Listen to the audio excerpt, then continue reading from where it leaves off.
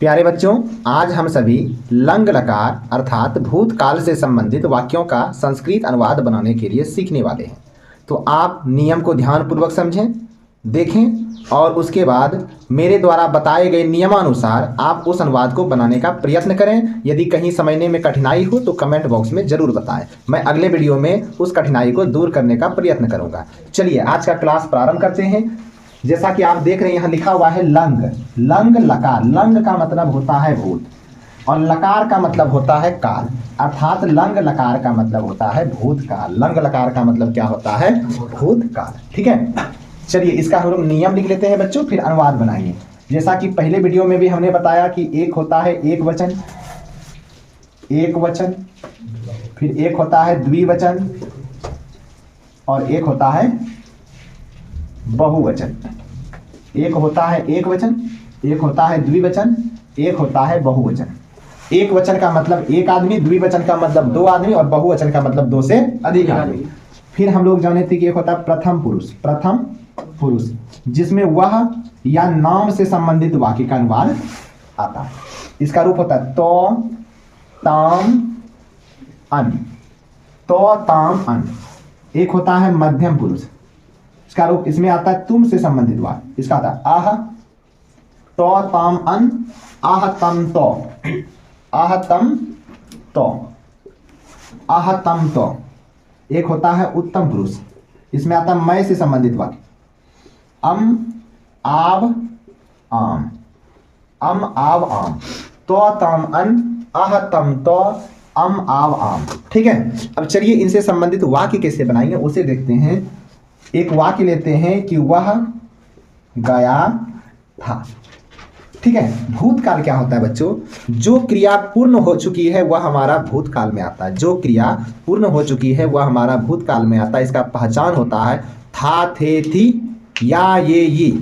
था, थे, थी या ये ये अगर आए तो आप समझ जाइएगा कि वह वाक्य जो है भूतकाल में है और उसका अनुवाद जो है आप लंग लकार भूतकाल के नियमानुसार बनाइएगा, आपका गलती नहीं होगा। इस नियम के तहत पढ़ने के बाद बच्चों आपको धातु रूप याद करने की जरूरत नहीं है, इसको समझ लेनी है, बाकी बाद धातु रूप आपका क्लियर हो जाएगा। ठीक है, ये मास्टर फॉर्मूला है।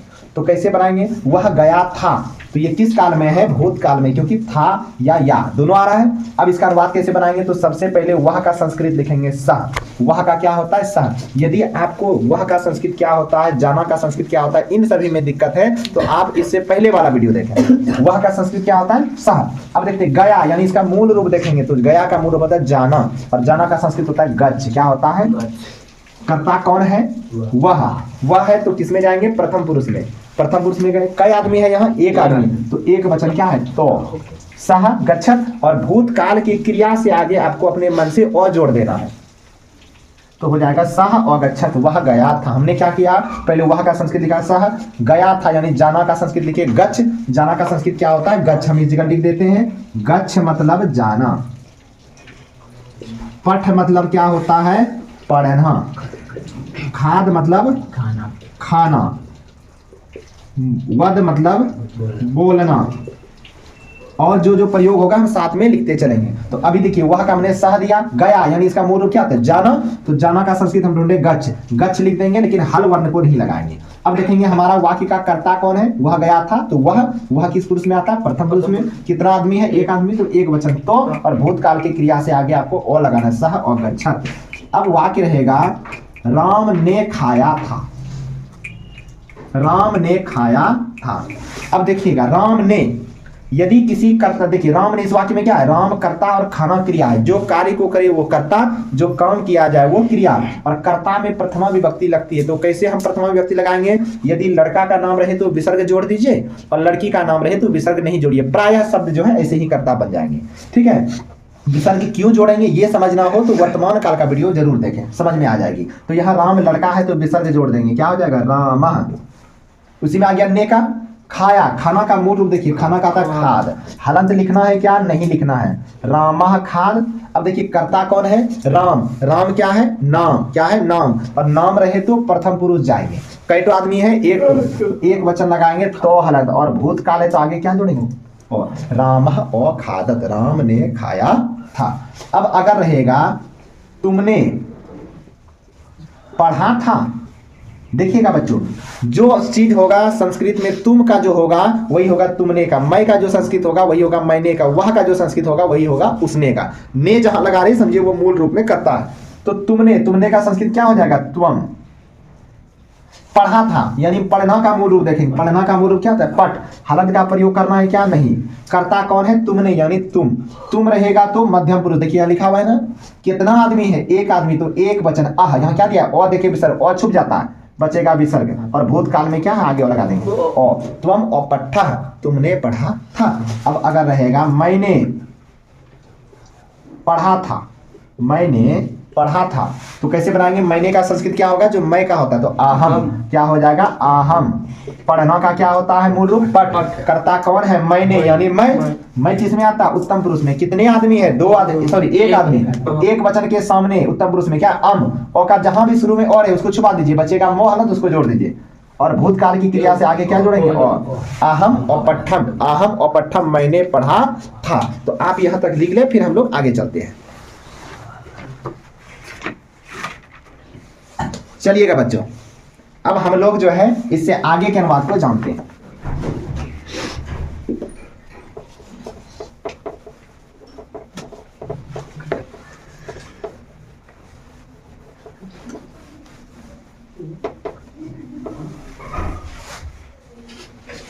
यदि हमारा रहेगा कि वे दोनों गए थे, समझिएगा, वे दोनों गए थे, तो सबसे पहले वे दोनों का संस्कृत लिखेंगे, क्या होगा? तो गए यानी इसका मूल रूप होता है जाना, और जाना का संस्कृत क्या होता है? गच्छ। तो गच्छ। कर्ता कौन है? वे दोनों। वे दोनों किस में आता है? वह वाले घर में। वह, वे दोनों, वे सब, ये किस में आएगा? वह वाले। वह वाले यानी प्रथम पुरुष जाएंगे। कई तो आदमी है? दो टो, तो द्विवचन ताम। और भूतकाल है तो आगे क्या लगाएंगे? और।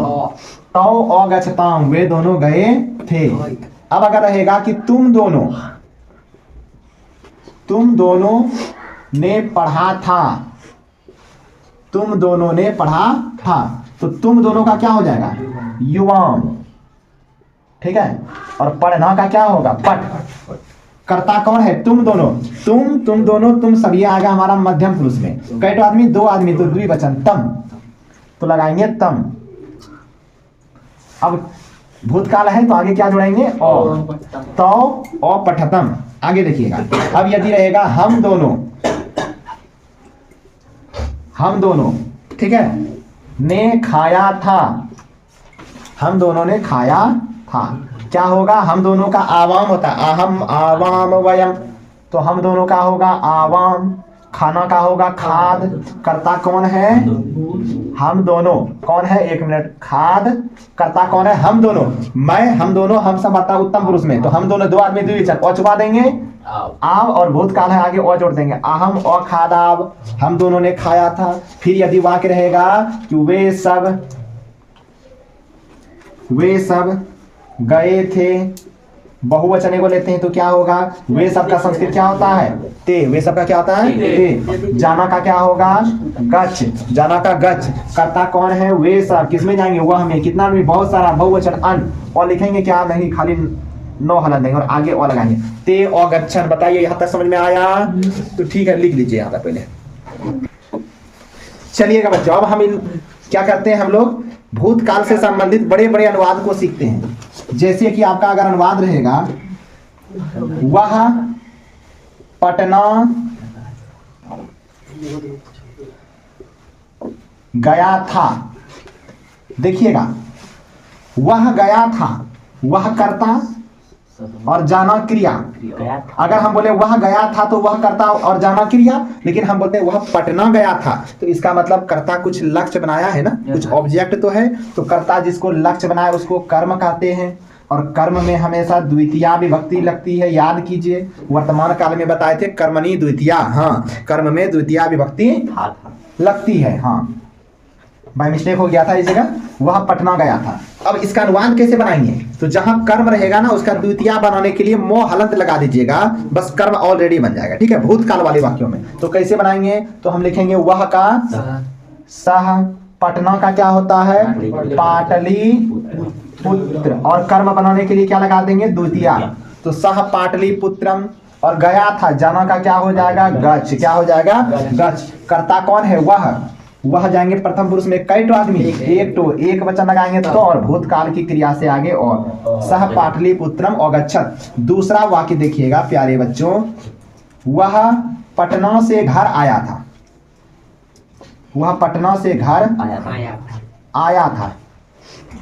तो वह का क्या होगा, सबसे पहले वह का होगा सह, पटना का पाटलिपुत्र होता है, पाटलिपुत्र। अब पटना के बाद क्या है, से। याद कीजिए हम बताए थे वर्तमान काल में कि से दो जगह रहता है, एक करण कारक एक अपादान कारक। करण कारक वाला से क्या होता है, जब साथ में हो साधन। और अपादान कारक वाला कौन होता है, जब अलगाव का बोध हो। तो यहाँ से कौन सा बोध हो रहा है, वह पटना से घर आया, यानी पटना से अलगाव हो रहा है। अलगाव होगा तो हमें अपादान कारक में जाना, और अपादान कारक में क्या लगता है, पंचमी विभक्ति। क्या लगता है, पंचमी विभक्ति। ठीक है, चलिएगा। वह का संस्कृत सह लिखिए, पटना का पाटलिपुत्र। अब पटना के बाद से है, देखिए ये से क्या कर रहा है, अलगाव का बोध करा रहा है ना। जब अलगाव कराए तो पंचमी, और पंचमी व्यक्ति लगाने के लिए आकर तो जोड़ना होता है। तो सह पाटलिपुत्र, और क्या है, घर, घर कर्म है तो गृहम, गृहम। और आना का क्या होगा, आगच्छ। क्या होगा, आगच्छ। कर्ता कौन है, वह। प्रथम पुरुष जाएंगे कई आदमी है, एक तो एक वचन लगाएंगे तो, और भूतकाल है आगे और जोड़ना होगा। अब देखिए संधि का था ओ जोड़ आ, क्या होगा, आ होगा। तो इसमें तो आ ऑलरेडी है, इसमें आ देने की जरूरत हमें और नहीं है। कोई दिक्कत है यहाँ तक, तो इसको फटाफट लिखिए फिर आगे चलते हैं। चलिएगा बच्चों, अब हम लोग अगला वाक्य देखते हैं।